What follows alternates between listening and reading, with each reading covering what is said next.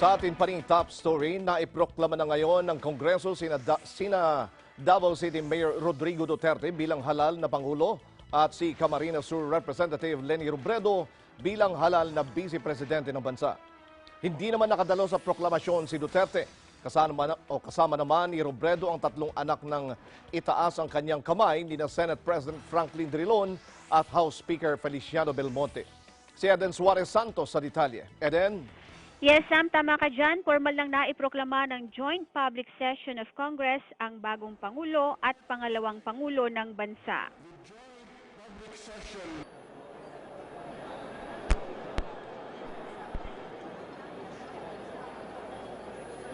On the part of the House of Representatives, I hereby proclaim Rodrigo Roa Duterte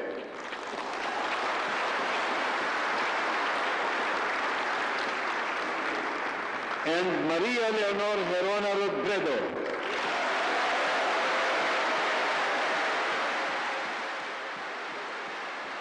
as the duly elected President and Vice President of the Republic of the Philippines. Ito ay matapos mag-resume ang joint session bandang alas 3:10 ng hapon kanina sa pangunguna ni Senate President Franklin Drilon at House Speaker Feliciano Belmonte pagkatapos ang pag-aproba sa Joint Committee Report ukol sa nangyaring canvassing ng mga boto para sa Presidente at Vice Presidente ng joint session ng National Board of Canvassers at resolusyon ng dalawang Kongreso ukol naman sa pagdeklara ng mga nanalong kandidato na nakakuha ng pinakamataas na boto sa nakalipas na 2016 elections. Si Senator Coco Pimentel bilang chairman ng Senate panel ang nagbigay ng sponsorship na sinigundahan naman ni House Majority Leader Neftali Gonzales na tumayong chairman sa panig naman ng Kamara. Inireport ni Pimentel sa joint session of Congress ang nangyaring canvassing ng NBOC sa loob ng nakalipas na 3 araw simula noong Mayo 25 hanggang Mayo 27 kung saan ay nasa 167 Certificate of Canvass o COCs ang nabilang mula sa iba't ibang probinsya, lungsod at mga bansa. Sa panig naman ni Gonzales, iniulat nito na naging maayos at mabilis ang naging canvassing. Idineklara ng dalawang Kongreso ang panalo ni na President-elect Rodrigo Duterte na nakakuha ng 16,601,097 votes at Vice President-elect Leni Robredo na may 14,418,817 votes. Kapwa hiniling ng mga ito na aprobahan ng Kongreso ang resolusyon ng Joint Committee na agad namang ginawa ni Drilon at Belmonte. Tulad naman ng inaasahan, hindi dumalo sa proklamasyon si Duterte ayon sa kanyang abogado na si Atty. Vitaliano Aguirre. Pinanindigan ni Duterte ang hindi pagdalo sa kabila ng kanilang pagkumbinsi rito. Pero tiyak niya na pinanood ng incoming president ang naganap na proklamasyon sa Kamara. Itinanggi rin ito ang kumalat sa social media na kaya hindi dumalo si Duterte sa proklamasyon ay dahil hindi nito kinikilala ang pagkapanalo ni Robredo. Anya, bagaman hindi dumalo, ay ipinaabot naman ni Duterte ang kanyang pasasalamat sa mahigit 16 na milyong bumoto sa kanya. Narito ang pahayag ni Atty. Vitaliano Aguirre.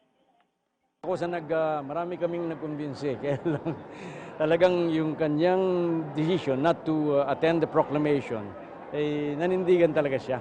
Well, he has many first, kaya hindi nakatakatakang he will be the first president not to attend his proclamation. Kinumpirma ni Aguirre na bukas ay muling pupulungin ni Duterte ang kanyang mga magiging miyembro ng gabinete. I-announce bukas. I believe na kaya kami pinapunta doon lahat. I-announce niya yung mga bagong designate niya, including the appointees for the principal positions like the National Bureau of Investigation, at saka siguro yung marami pang iba. Ani Aguirre, bandang alas 2 ng hapon bukas gaganapin sa Davao City ang nasabing pagpupulong. Kinumpirma rin nito na wala pa rin naiisip na pwesto si Duterte para kay Robredo. Samantala, bago naman ang proklamasyon kay Robredo, muntik nang mapalabas ng session hall si Northern Samar Representative Harlene Abayon.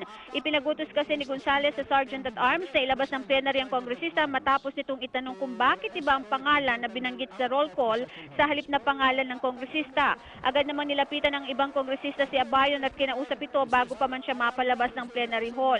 Magugulitan na naghain ng protesta si dating House Deputy Speaker Raul Daza sa HRET o House of Representative Electoral Tribunal na kumukwestiyon sa panalo ni Abayon noong 2013 elections.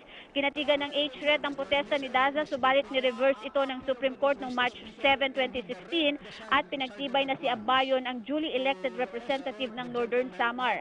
Nagpaantala rin sa proklamasyon ng mahigit 5 minutong speech ni Abacada Representative Jonathan de la Cruz na kumwestiyon sa kredibilidad ng 2016 elections at inihayag sa Kongreso ang planong paghahain ng kaso laban sa Venezuelan IT expert na si Marlon Garcia at Eli Moreno ng Smartmatic.